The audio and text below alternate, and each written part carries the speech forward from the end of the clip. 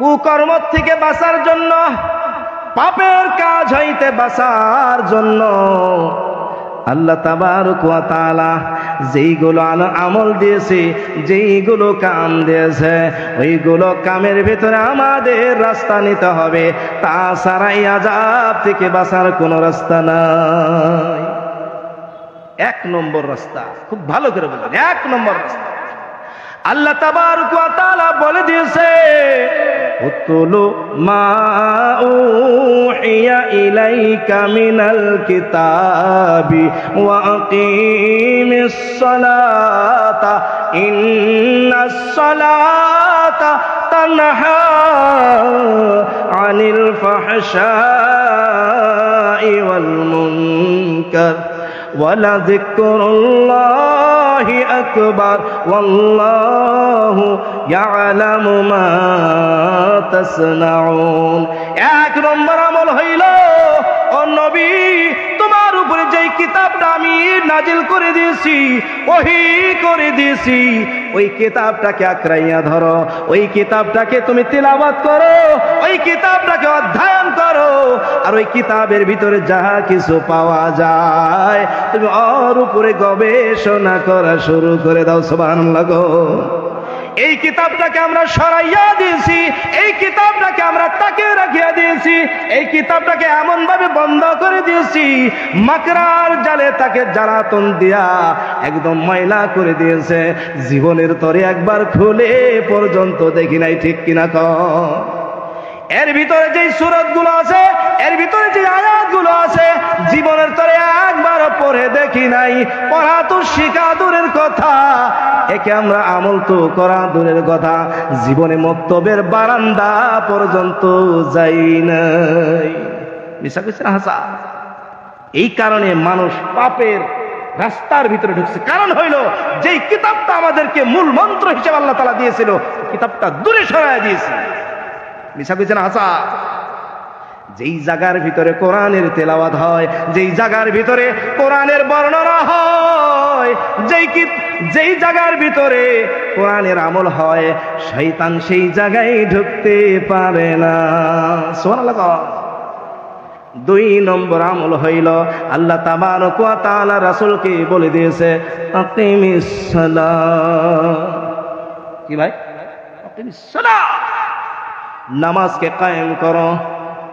ও ভাইয়েরা আমার, নামাজ তো কায়েম দূরের কথা, জীবনে মসজিদের কানি কয়টা আছে গুইনা দেখি নাই, ঠিক কিনা কও? কত কত ব্যক্তির যদি কন এক আছে মসজিদের কানি কয়টা, ও খালি গুনবো আর তো চারটা, ঘরের কানি তো চারটাই হয়, কিন্তু মসজিদের কানি ভাই কয়টা কোন তো দেখি? 6টা। মসজিদের কানি 8টা। মসজিদের কানি কয়টা? হ্যাঁ, 9টা। গুইনা দেখেন, মসজিদের কানি আছে 8টা।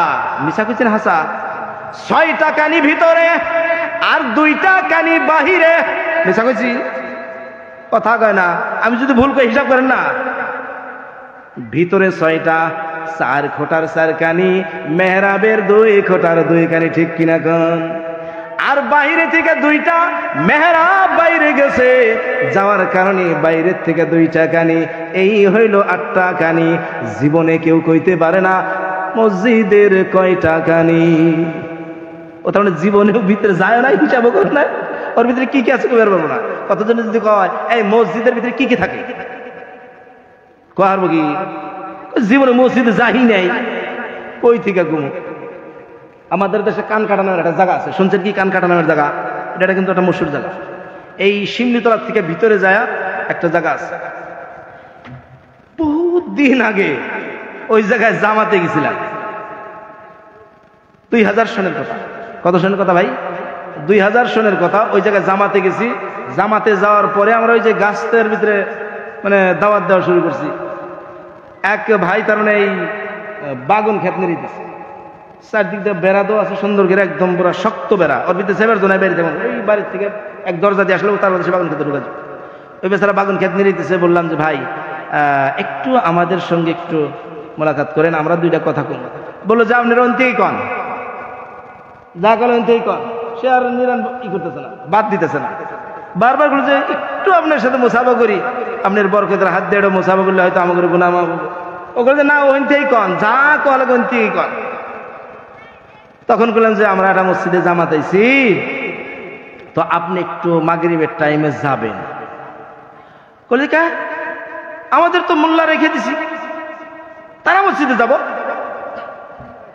আমরা তো মসজিদে যাই না, মোল্লা রাখছি, তাহলে বছর বছর মানে বছরের যেটা মাইনে ওটা দিয়ে দেই, আমরা যাই না মসজিদ। বলে যে ভাই আজকে যান, জীবনে যাই নাই আজকে যাইব, দেখছে জীবনেও যায় নাই আজকে যাবো, যাবো না ভাই, যা কল আগে আমাদের মসজিদের ইমাম সাহেব আছে, মুয়াজ্জিন সাহেব আছে, তা করে কয়াছেন হয়ে যাবে। কন এইবার কি কইবেন? মসজিদে যা দোয়া করেন, আল্লাহ এই এলাকাটা তুমি হেদায়েত দিও, খোদা হেদায়েত দিও। আজ সেই কানকাটায় গেলাম, মসজিদের ভিতরে মানুষ আর মানুষ, সুবহানাল্লাহ কোন ভর্তি মানুষ।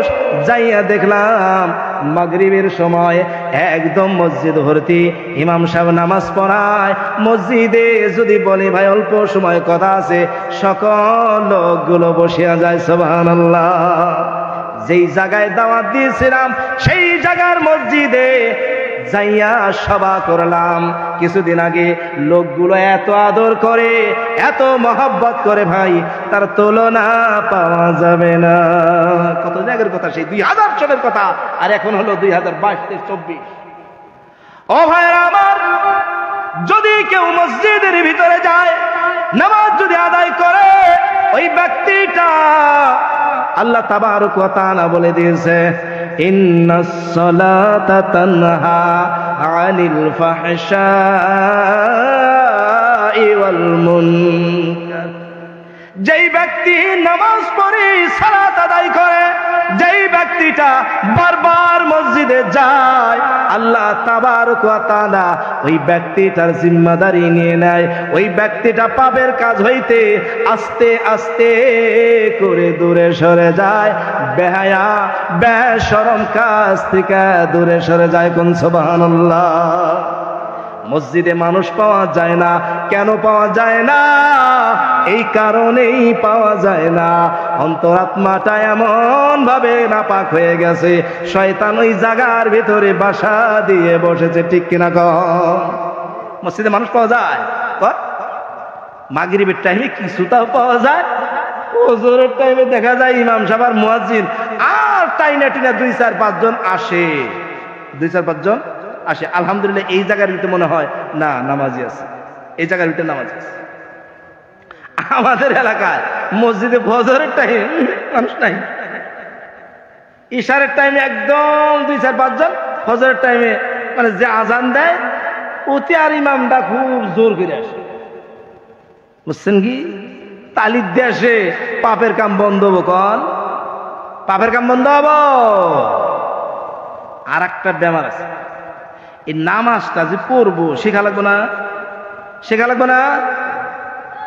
এই জায়গার ভিতরে মক্তবের মেহনত ইনশাল্লাহ, আমি তো ইনশাল্লাহ কইলাম, মাশাআল্লাহ চলে আসে না? মক্তবের কাম চলে আসে আলহামদুলিল্লাহ। লাহে লাহে লাহে লাহে পাপ দূর হবে।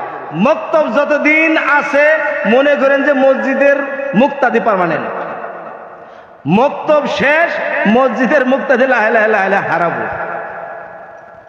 সত্যি না মিথ্যা কন? এইবার তৃতীয় আমল আল্লাহ তাবারক ওয়া তাআলা বলে, ওয়ালা যিকরুল্লাহি আকবার ওয়াল্লাহু ইয়ালামু মা তাসনাউন। আল্লাহ তাবারক ওয়া তাআলা বলে, ওরে দুনিয়ার বান্দারা যাইনারা, আল্লাহর স্মরণ সবার চাইতে বড়। এক পীর সাহেব ভক্তরে নসিহত করে, ও ভক্ত তোমার বউটাকে খুব মহব্বত কইরো, আদর কইরো, সন্তান গুলাকে আদর কইরো, স্নেহ কইরো, যাইনারা করে ভক্ত এইগুলার থেকে তোমার পিতা মাতা সব চাইতে বড়। এতে কি বুঝলেন? পীর সাহেবের নসিহতে কি বুঝলেন? তার মানেই হইল বউকে মহব্বত করো, কোনো ভেজাল নাই। সন্তানকে আদর করো, মহব্বত করো, কোনো ভেজাল নাই। জাইনা রাখো তোমার পিতা মাতা এইগুলার চাইতে বড়। কেননা যদি পিতা মাতাকে মহব্বত না করো, পিতা মাতাকে যদি সম্মান না করো, পিতা মাতাকে যদি আদর না করো, তোমার বিবির মহব্বত ধরা দিবে না, সন্তানের মহব্বত ধরা দিবে না। ও ভাইরা আমার, সবাই বলেন আল্লাহু আকবার। নারা দেন, নারা দেন। আমাদের মুখ্য অতিথি সাহেব, আমাদের মুখ্য অতিথি সাহেব, আল কোরআনের আলো, আল কোরআনের আলো, আল হাদিসের আলো, আল কোরআনের আলো। ভাই মুখ্য অতিথি আসলে আর কোনো কথা থাকে না, বুঝলেন না? আয়াতটা শেষ করবে দেন, তারপরে শেষ। আমাদের মুখ্য অতিথি সাহেব জানি কোনো খারাপ না পায়। ও ভাইরা আমার, লুকমানের ওই আয়াতটা নিয়েছিলাম। এইবার লুকমান তার বেটাকে নসিহত করতেছে, ও আমার বেটা, আমার সোনাধন, জাইনা রাখো রে আমার সোনাধন, এই দুনিয়ার ভিতরে যতগুলো পাপ রয়েছে, ওই পাপগুলার ভিতরে সব চাইতে বড় পাপ হইল আল্লাহ তাবারক ওয়া তাআলার সঙ্গে শিরকত করা। এর চাইতে বড় পাপ আর নাই। এই শিরকিয়া পাপের পরেই লুকমান নসিহত করেছে তার সন্তানকে। পিতামাতা কার ভাই? পিতামাতা। পিতামাতা আল্লাহ তাবারক ওয়া তাআলা এবং রাসূলের পরেই পিতামাতার স্থান। লুকমান নসিহত করছেন যে পিতামাতা এত বড়, অর্থাৎ এই নসিহতটা আল্লাহ তাবারক ওয়া তাআলা করছে। লুকমান নসিহত করছে আল্লাহ তাআলার বরত্ব এবং তার শিরক না করার, আর আল্লাহ তাআলা নসিহত করছেন পিতামাতার, যে পিতামাতা তোমার কাছে সব চাইতে বড়। আল্লাহ তাআলার পরে পিতামাতার শুকরিয়া আদায় করার কথা আল্লাহ তাআলা বলছেন। তো আল্লাহ তাআলা এইটুকু দিয়ে দিয়েছেন যে দুনিয়াতে যদি পিতামাতার সন্তানের মাঝে যদি ঝগড়া থাকে, কিছু যদি অমিল থাকে, তাহলে দোষ কার?